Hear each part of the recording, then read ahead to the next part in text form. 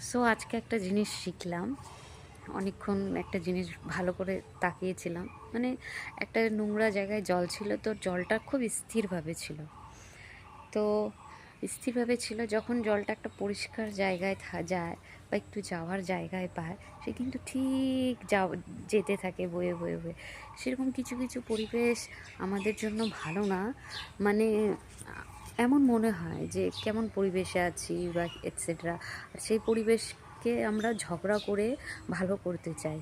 তো আজ এই জিনিসটা আমি শিক্ষা পেলাম যে যেমন পরিবেশ তেমনভাবে আমাকে চুপ থাকতে হবে, যেহেতু ওদেরকে কোনোদিনও ঠিক করা যাবে না ভাষা ঠাসা ঝগড়াঝাটি করে।